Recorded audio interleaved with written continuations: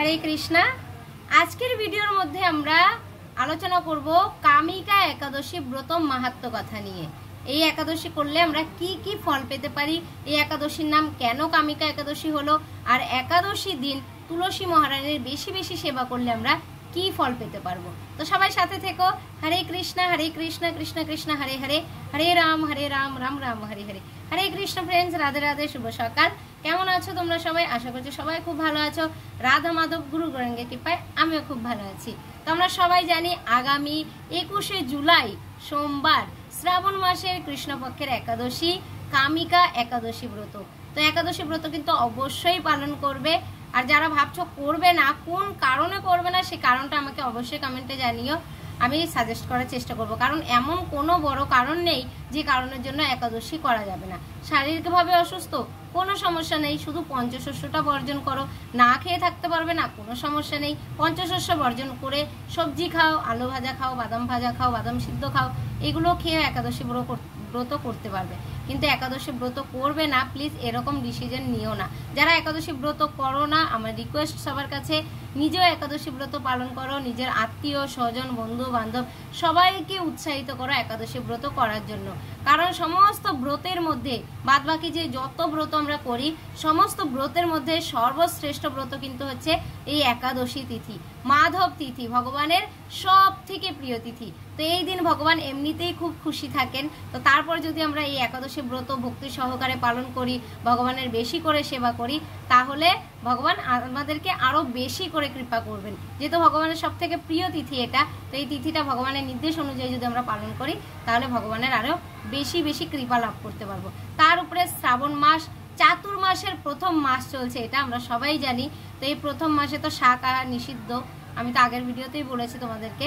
তো তার জন্য এই চাতুর্মাসও কিন্তু ভগবানের খুব প্রিয়।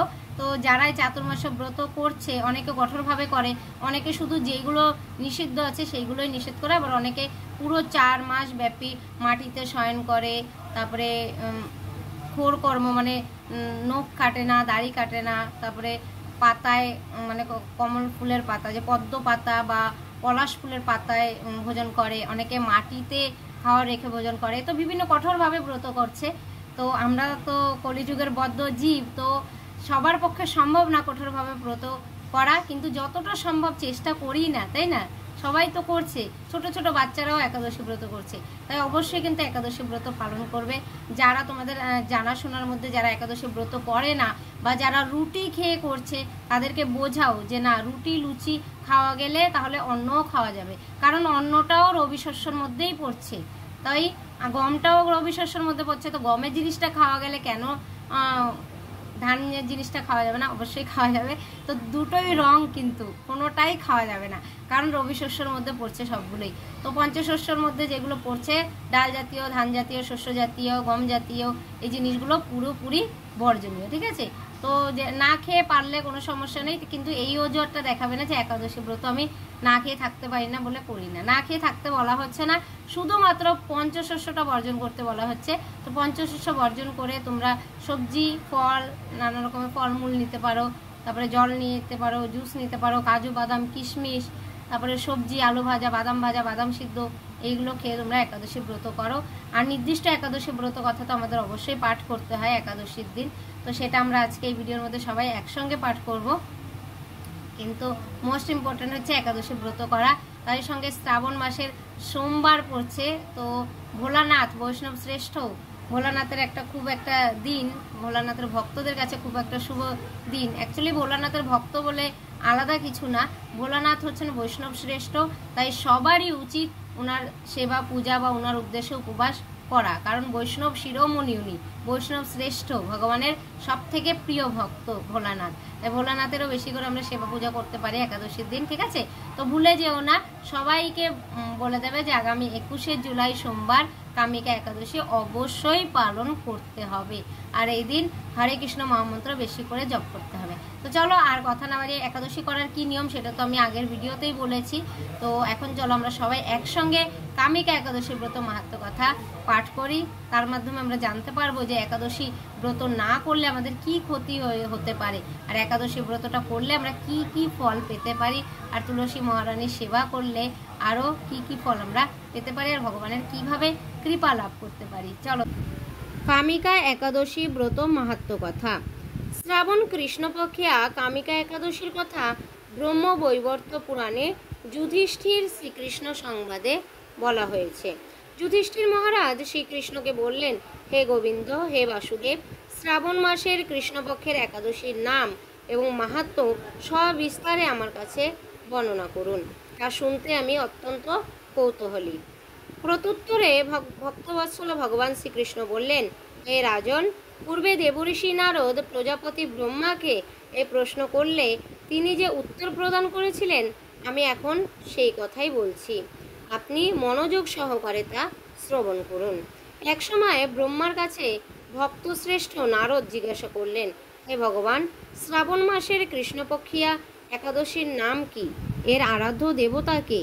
সেই ব্রতের বিধি বা কি রকম এবং এই ব্রতের ফলে কি পুণ্য লাভ হয়, তা সবিশেষ জানতে ইচ্ছা করি। আপনি কৃপা করে আমাকে তা জানালে আমার জীবন ধন্য হবে। শ্রী নারদের কথা শুনে ব্রহ্মা অত্যন্ত সন্তুষ্ট হলেন। তিনি বললেন, হে বৎস, জগৎ জীবের মঙ্গলের জন্য আমি তোমার প্রশ্নের যথাযথ উত্তর দিচ্ছি, তুমি তা শ্রবণ করো।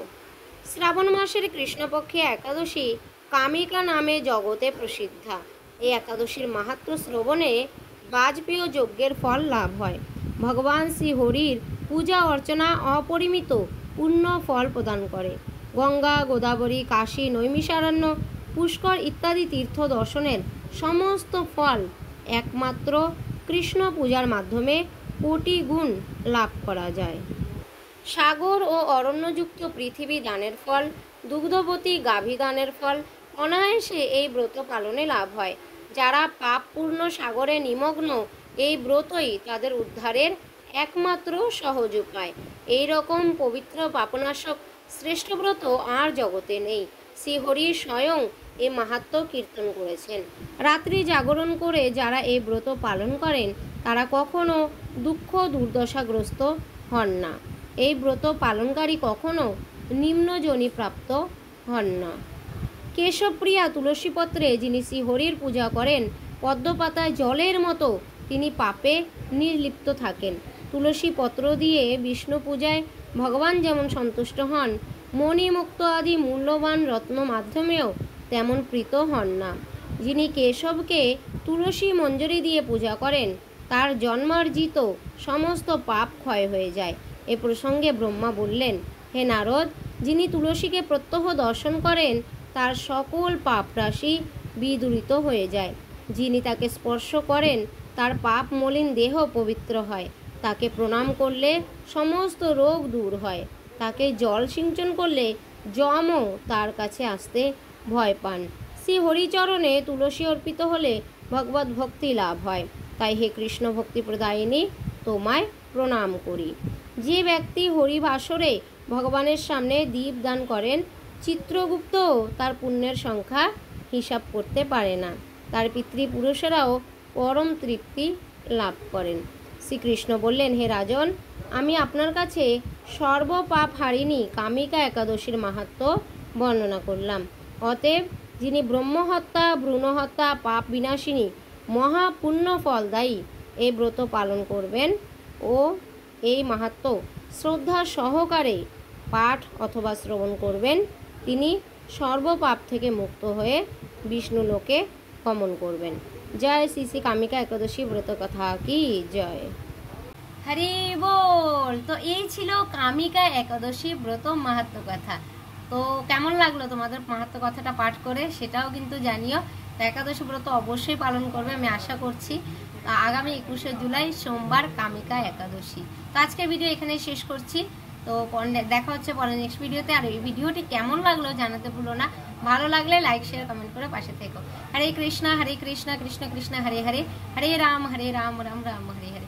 চ্যান্ট হরে কৃষ্ণ মহামন্ত্র এন্ড বি হ্যাপি। সবাই ভালো থাকবে, সুস্থ থাকবে, কৃষ্ণ ভাবনাময় থাকবে। হরে কৃষ্ণ, রাধে রাধে।